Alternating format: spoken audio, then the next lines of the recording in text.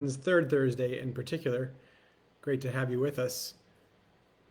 Looking forward to tasting this particular number with all of you. So when you're here, chime in and let me know who's joining us. It's a unique signature, but we'll get to that as we get going. Hope everyone's doing well in this, what is almost spring. I mean, there's blossoms out. We have asparagus on the menu. I have yet to see morels come through our side, and I know there have been a few found, especially post Easter snow. We had a few morels found. So spring is coming, if not already here and temporarily paused, but it's an exciting time to be around. It's the season of what seems to be the most fleeting experiences, where asparagus comes in and leaves, and spring peas come in and leave, and the morel mushroom certainly a great example of something that's almost always gone before it starts. Trish, Andy, and Kathy, hello, hello to all three of you, stalwarts of our tasting. Great to have you here this evening. Wonderful to be tasting with you.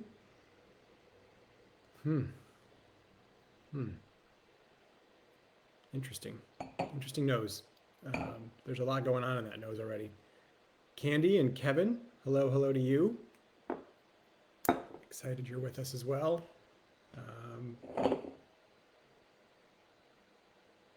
That's exciting. Good. All right. So we have this little number, a little red wine. Next month, I believe we have a white. As it gets a little bit warmer, we'll have something white to taste, and excited to get to that point. For those of you that were looking for this wine and weren't able to get it, I apologize for that. I think it ran out of the vintage and we were unable to restock, which is a good sign in terms of enough people interested in having the wine, and something that we'll make sure we kind of attend to as we're placing orders for wines going forward, hoping that there'll be enough stock if we need to reorder. That'll become part of our consideration. So Rob and Kathy, hello. Welcome, welcome.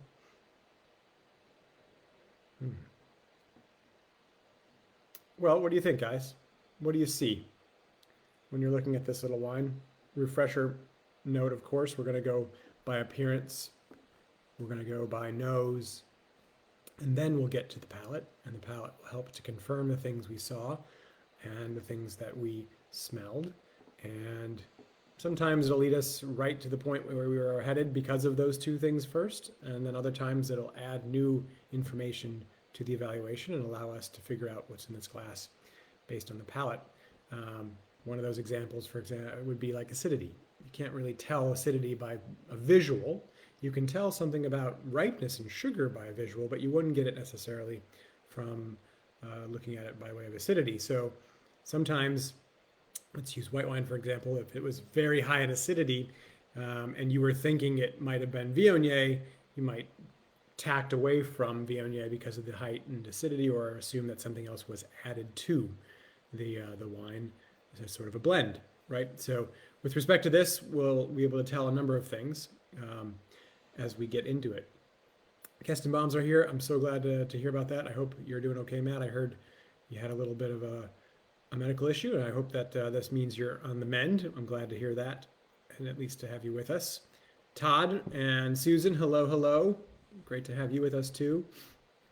And Gustavo, you're here. Oh, great. Krista, Peggy, and Chris. That's awesome. Oh, how exciting.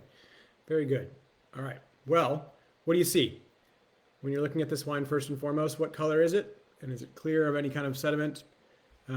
Candy's jumping in. Very good. Nose is light strawberry and cherry. And Chris Pearman's here this evening. Yes. Happy to have you with us, Chris, and with the wine too. Light strawberry cherry, yeah. It's not a super rich, deep colored wine, is it? It's a wine that has that kind of reddish look to it. So you don't have to get super precise, but you can get more precise as you go on, right? So is it red? Is it purple? And is it, if it's not one of those two things, is it sort of browned, tawnied? And the browning element is an indication of age. And so does this have any of that browning element? No, not really. It looks pretty youthful. And most of the wines we deal with, although not all of them, are more youthful. So that it fits. Garnet color, kind of variation between that ruby and some of that tawny element. It does have a little bit of that garnet, yes. But it's not purple, right? I'm not getting a whole bunch of purple cast. It's more on that reddish side of things. So with that being said, you start to rule out certain varietals. Like we're not probably talking about, Mourvedre or Petit Verdot. We are probably talking about a thinner skinned grape than those varietals. So medium intensity, maybe lighter intensity. We'll get to that point. A little bit of a watery rim, which can give you the sense that it might be a little bit tawny to brown. So it might have a little bit of age, but the watery rim separation you can kind of see there a little bit. I'm trying to get you a better angle. Um, there's a little separation right there in the rim from the color that you would get coming from the center outward. And that wateriness, of course, right, means that there's potentially a higher alcohol. So this could be coming from a warmer climate or a riper vintage. Not so heavy, Candy, you're saying? So yeah, let's see. So you take a swirl in the glass and you look for the legs as they form and set from the tears that initially run. And so the tears are running, they're running pretty quick. A couple are taking a little longer than others, but they sheet pretty quick. And then they hold, which is an indication maybe of moderate plus alcohol. So it doesn't tell us a whole bunch, right? It's not like saying this is a wine that has an immense viscosity. This puts us in sort of the medium camp, right? We're talking about reddish fruits in the way of the color here, a medium tannin, potentially medium skin. It has a little bit of a medium alcohol look to it. These are all things, as we've talked about before, that help to begin to form a frame of reference for this wine. You don't have to peg it right here. You're not looking to know what the wine is per se, but you're starting to give yourself some guidelines. It's like putting in the bumper rails when you're bowling. You're going to have a greater chance of knocking down pins if you don't have the gutters to contend with. And this way, if you start to go and then reference back to what we said about what we saw after we've smelled and tasted, you get a much clearer sense or much greater chance of making the right call. So let's smell this wine. And this is what was particularly pronounced for me right off the bat. I poured it in the glass and there was all kinds of aromas that were not necessarily fruit aromas. So the things we look for right off the bat are a few things: fruit, earth, and wood. A few things. That acronym FEW helps you to remember those three things. And there's variations and subcategories within all of those. Fruit, for example, gives you stone fruit, gives you berry fruit, gives you citrus fruit, tree fruit. And then you can talk about the qualities of fruit: fresh fruit, tart underripe fruit, cooked fruit, medicinal fruit, all ranges. Earth gives you things that are stone minerality, kind of slate, earthen floor, kind of forest floor, dirt, humus, soil. You even kind of put into that realm bark, trees, pine resin, elements like that. And then wood. Wood isn't necessarily the smell of wood, although sometimes you get cedar, for example. It is more about the profiles that come from wood aging. And the profiles can be vanilla and bourbon and char, spices. Things like dill can come about as a result of American oak aging. And so I get sometimes kind of corn kernel or corn cob that's been roasted. Sometimes you get that cedar cigar box element. Those are things that are tells for oak usage in a wine that you can pick up on the nose. All right, and you also pick up, of course, on the palate too. So, Candy, you aerated 30 minutes in advance, and did you get a pretty pronounced nose right out of the glass, or right out of the decanter, or did it take a minute? Because this is all kinds of medicinal elements for me. There's a little bit of a funk on this wine. Are you guys picking up on that too? There's like a Luden's cherry cough drop.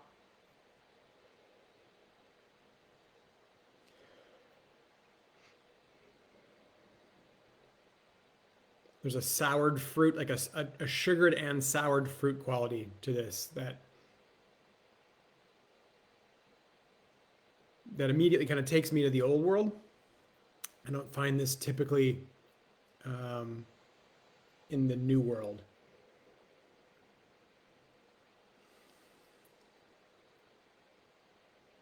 Out of the glass, it was pretty light, coming out a little bit fuller now. Yeah, it's coming on a little bit stronger.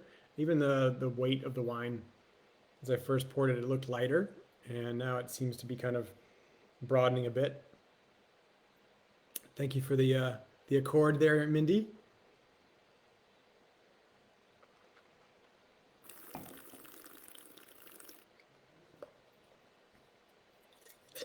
Thank you, Chris and Courtney. Welcome back to yourselves. No problem for being late. We're just beginning. Just getting started with this number. It's pretty much moderate in all things visual. Reddish in color, little garnet, touch perhaps of that tawny element. There's definite separation at the rim, so there's a watery meniscus. It gives us that kind of indication of some alcohol, which upon first taste I can definitely confirm there's a little bit of alcohol here. There's a tiny bit of burn. Chris Pearman, yes, balsamic edges. I like that phrasing a lot, where you have ripe, sugar sweet quality to the vinegar, but there's vinegar, so there's sourness there, and sour cherries. There's that tart kind of quality, but not without some ripe, almost raisiny elements to the fruit here. No, which would kind of go very much in line with the balsamic idea. It's an intriguing nose. It's one that makes you want to smell and keep smelling. I don't think it's a correct descriptor, but it's a place I go often when I smell wines like this and they have this little bit of funk.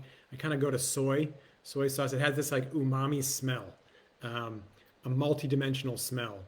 And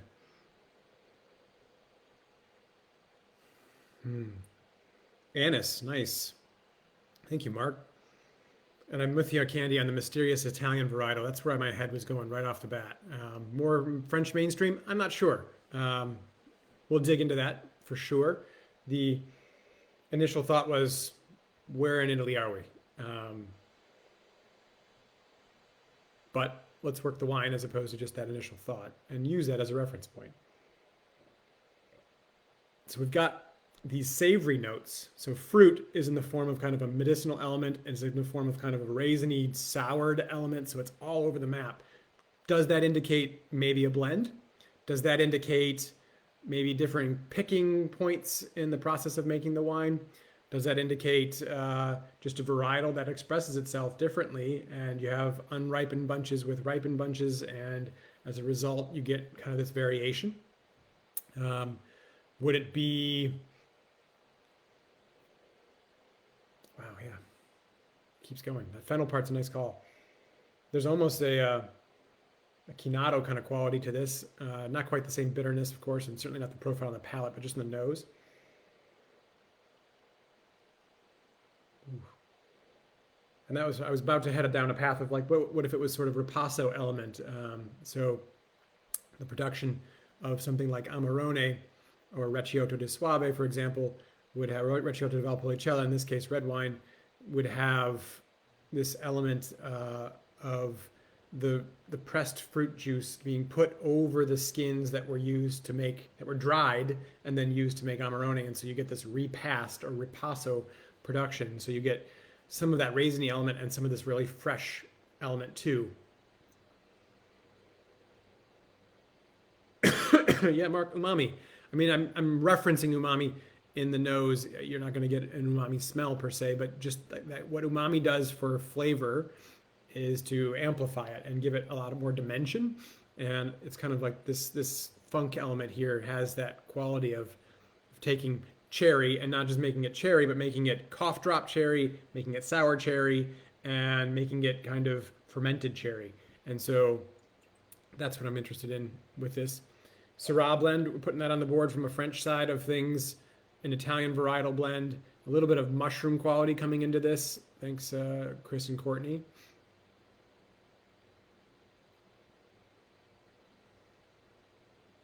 Wine is asking for some aging. That's what Chris Pearman is noting. For kind of a further enhancement of those tertiary flavors, those secondary elements that are coming up.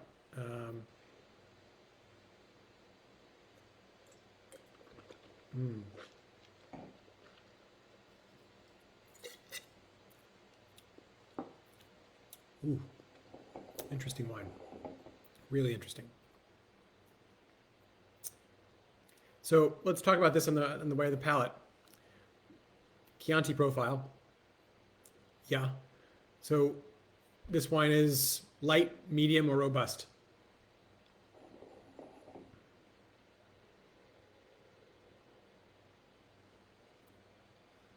I'm looking at the color too, just to kind of reference point the Chianti element. Light, medium, robust. Is this like skim milk? Is it like 2% milk? Is it like whole milk in your mouth? What is the expression of this wine by way of its textural quality? So how does it fill out in your mouth? I think it's kind of in between light and medium. Does it have tannin? Drying sensation throughout your mouth? Is it stuffing cotton balls up amongst your gums, between your lips?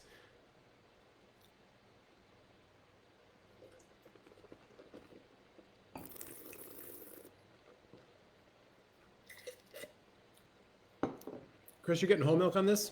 Maybe it's that beer. I think it's more in the medium camp. Now I taste a second time. There is some tannin. It's fine. It's very thin tannin. It's not powerful, aggressive, structured tannin, but it's present.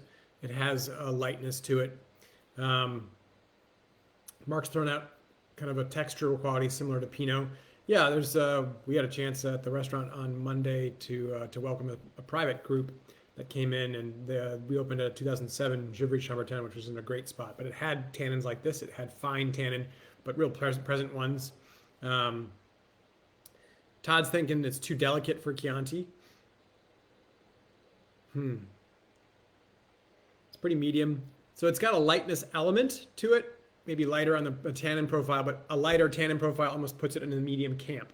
So you don't really find typically a light-bodied wine with tannin, because typically they'll have almost a non-expression of tannin. That light-bodied category is almost always referencing for that point.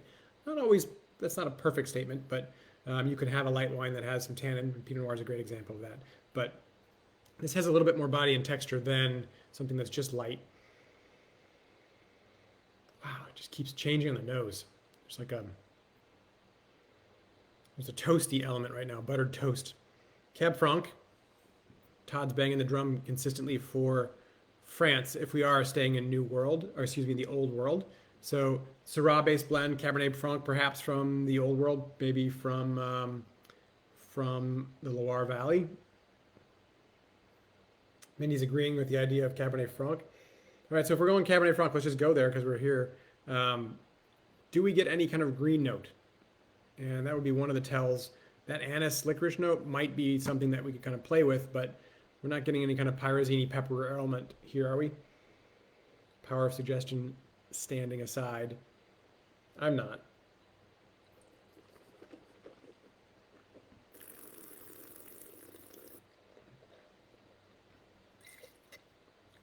Merlot. Thinking Bordeaux Merlot or Italian Merlot.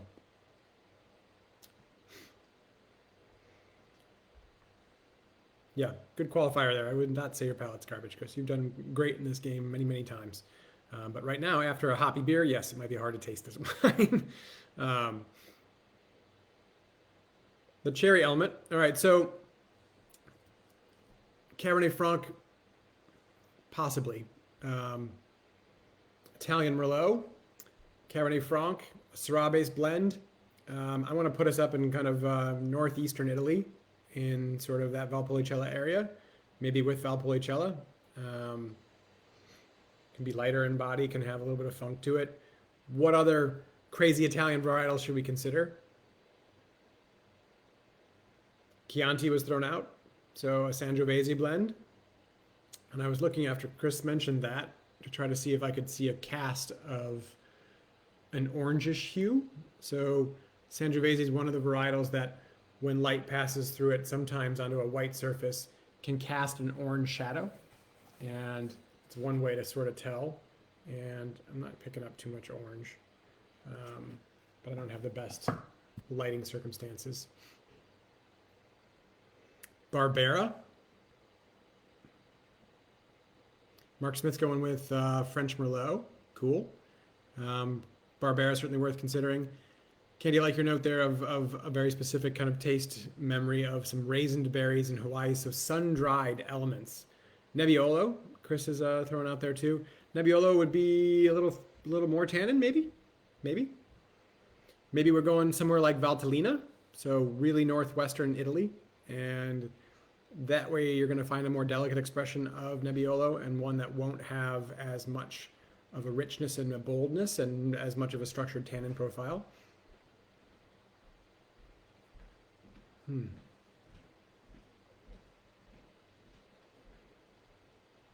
texture is similar. I love this too, Kimberly. Well done.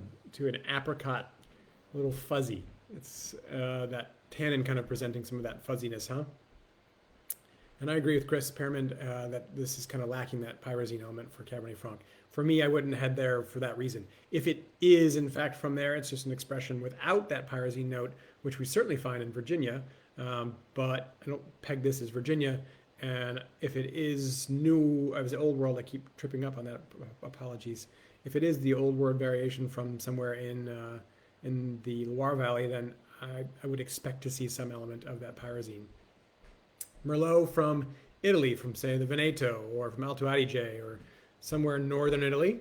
There could be elements here of that. I'm not picking up like that darker fruit element. Sometimes you can certainly get that red fruit quality, but that plum element that I would kind of peg for Merlot is not as present here. Nebbiolo, red fruit, a cherry element. Anything floral here?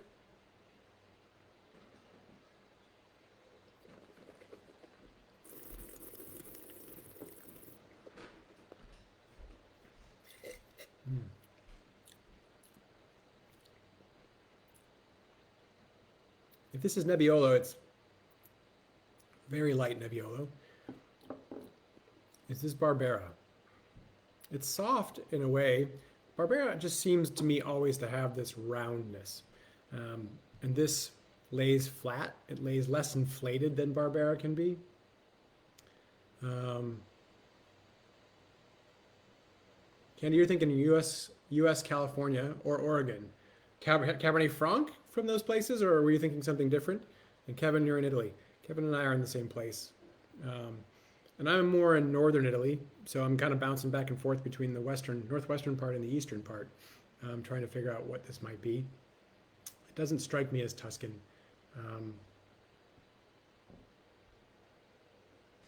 I could be wrong there, that's for sure. So, Merlot, would we get this kind of tannin? I'm not certain of that. And that funk may come. I mean, that's potentially site and place and some winemaking elements, but there are enough character elements that are not quite prototypical of Merlot. Yeah, Chris Perrin, that's a great call. I mean, there's certainly something to talk about. Higher elevation is what I was playing with in my mind too. Volcanic soils, so some of that richness coming from the soils, but that richness and depth of flavor as opposed to really a depth and richness of profile. So the higher elevation too, giving you, as you're pointing out, long hang time on the fruit, which gives you kind of a lovely, elegant style. It has some alcohol on the finish, so it's got some ripeness.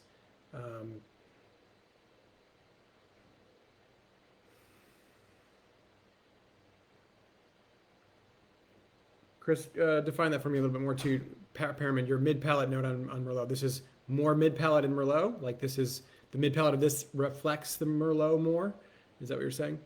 And Chris, you're running away from Merlot at this point as it evolves a bit? Yeah, I think it...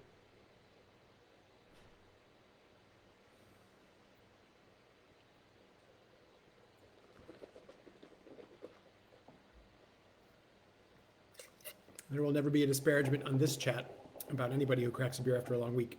So you're off the hook from this side anyway, Chris. There's the quality to this wine right at the finish. The tannins give way, and it tapers. It becomes light almost on the finish. There's a persistence in the acidity, and the tannins linger in the way of whatever's residual in your mouth, but they don't remain kind of brash. They sort of deflate. I don't know. I I think they would be a little bit more persistent if they were Nebbiolo. And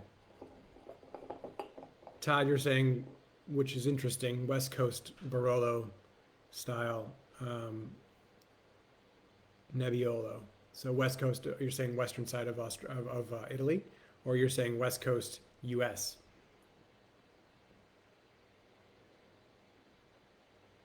Hmm.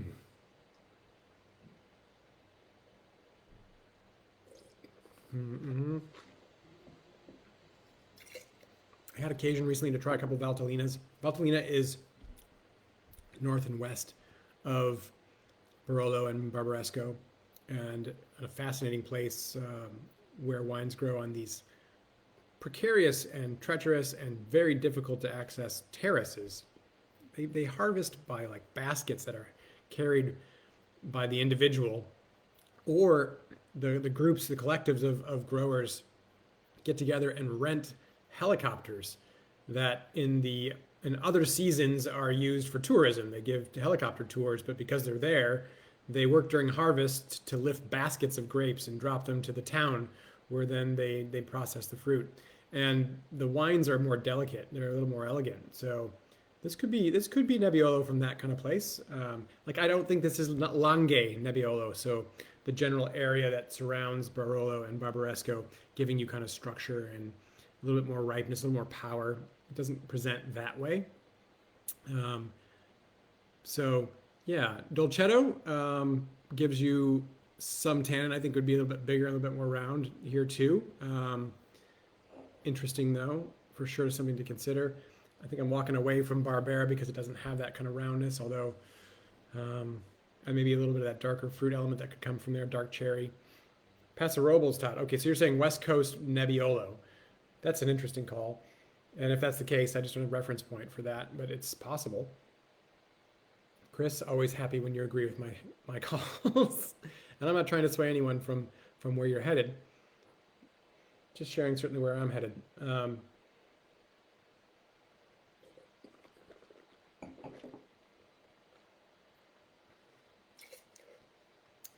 I'm liking the wine a lot more than I did initially. It's kind of settling into itself a touch. Some of that funky aroma and some of that soured note was sort of separate from the rest of the wine. And the volume is building up, or maybe the layers on my palate as I continue to taste it support an overall kind of creamier, richer experience with it. And that's nice. The medicinal elements there, there's sort of a charred saline note, like a grilled octopus quality. Mark, I'm headed to Valpolicella as well. I think there's a real chance that we're talking about Valpolicella here, which would give us potential for blend. So it could give us Corvina, Molinara, Rondinella, so a Corvina blend. It has lightness, but it has some tannin, so it's got some intrigue to it. It's not like the simplest Valpolicella. I don't think it's Ripasso, so I don't think it has enough volume for that. It has some alcohol, right? There's still a little bit of burn at the back end.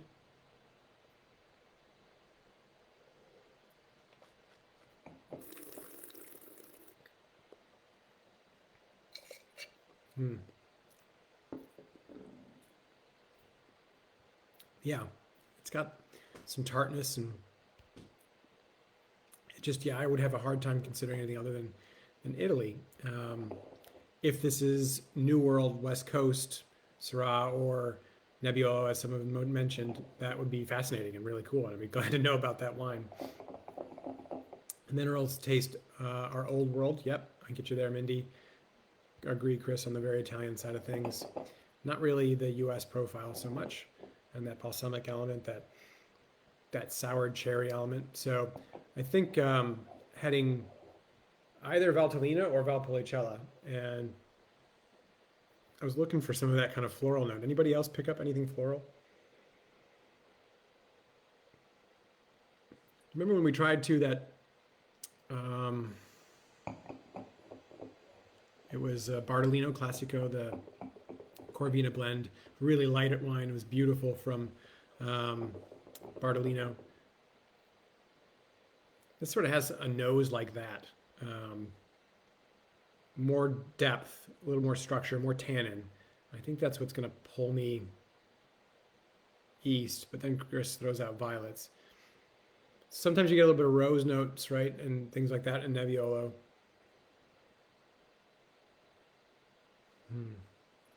And yeah, I don't think you get the umami element from most West Coast wines. Some natural winemakers are playing with stuff that gives you some of that funky quality, but if they're making this, they're doing something interesting and something new to me, or relatively new anyway. So, all right. Recapping, right? Let's go back to our bumper rails that we put up. All right, anything we're talking about right now, Nebbiolo, Valpolicella, West Coast Nebbiolo, Syrah maybe, or any of those things outside the realm of what we described based on our visual appearance of the wine, visual perception of the wine. We said it was moderate. It didn't have a super high alcohol, but it had some. We said it was reddish in character, so it wasn't going to give us Petit Verdot-like qualities. It's going to have a red profile, and the grape should result in that too. Lighter generally in profile, and Nebbiolo certainly does that. Corvina certainly does that. Syrah can do that, right? It can also be very dark and rich. So we're kind of in the right vein there. So we're not coming up with something based on our taste and maybe the smell that doesn't jive with what we said early on with our visual assessment. So then we smelled it and we picked up a whole host of fruit and earth notes and a little bit maybe of the wood notes. Not much on the wood side. It's not huge. Chris, I get a little bit of raisin. That's kind of where I'm headed back to Valpolicella. So I got it tucked in between that kind of medicinal cough drop cherry element, and then after, then it was kind of right there. There's a little raisiny note, and then there's sort of that anisey licoricey thing, and some other funky stuff. I don't think this is Michigan, but boy, that would be something special too. No, I'm pretty sure it's Italy. So I'm going to stay Valpolicella, so Corvina blend. I don't think it's Ripasso, so I don't think it's going to be as raisiny maybe as you're looking for, Chris Shirley. But it has... It's a solid made, pretty well made Valpolicella. It's got some structure to it.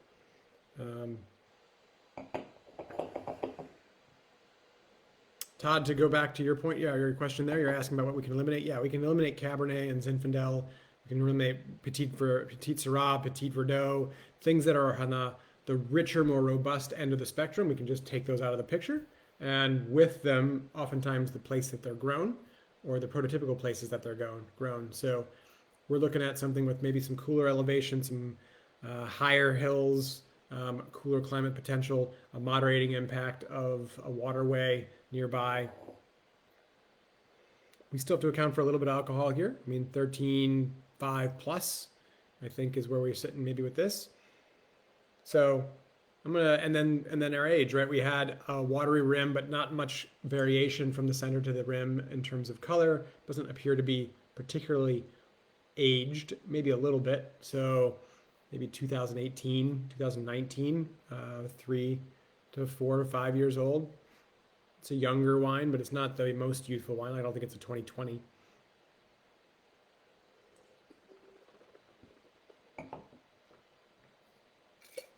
So I might say 2019 Valpolicella is where I'm going to go. Anybody else? Gustavo saying Northern Italy as our resident Grapes of Spain wine importer. He's noting that it is not a wine of Spain and that it probably comes from Northern Italy. I think that's great. Thank you, sir. That's awesome. All right. So for those of you that want to put out West Coast still, go for it. For those of you that are saying Nebbiolo, Northwestern Italy, go for it. I'm going to go Valpolicella 2019, Northeastern Italy. Ooh, this is Barbera. Look at that. Okay. 2018 is the right vintage. I'm moving the wrong direction. Peyton. Yep. Beautiful little Barbera. Cool. So I was on the wrong side. It's got 14% alcohol. It's got some weight, and it is presenting in a way that it's a tiny bit leaner than I would have expected for the Barbera, but it's a pretty wine. It's coming on more as it stays open. Wow, that's cool. Okay, so we thought Barbera for a minute, and I walked away from it, more in favor of Nebbiolo and Corvina.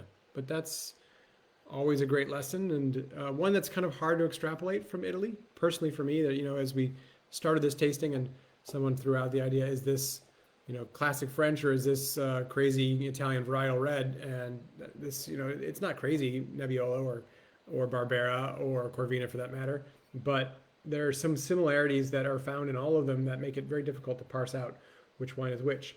And that's why we keep tasting and get to try wines like this. So if you've got any left in your glass or in your bottle, I'm hopeful that you keep it going for a little bit just to see how it continues to evolve, because it seems like it's headed in the right direction with some more time. Yeah, for sure.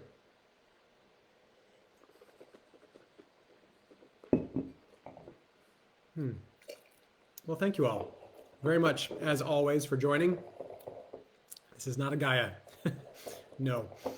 But when we tuck a Gaia in for this particular tasting, we'll thank Julie doubly. She gets one thanks this evening for this, but if she throws Gaia in here somehow and we get to pay $30 for it, then all of us will be very happy. But a pleasure, and happy to have you guys with us this evening. Thanks for playing along. I'll see you at the restaurant, if not before we get together again a month from now, the third Thursday in May, for What is the White Wine. We have some wine bottles of that left. If you're interested, come on by and we'll set you up. Take care. Have a great rest of your weekend. Cheers, everybody.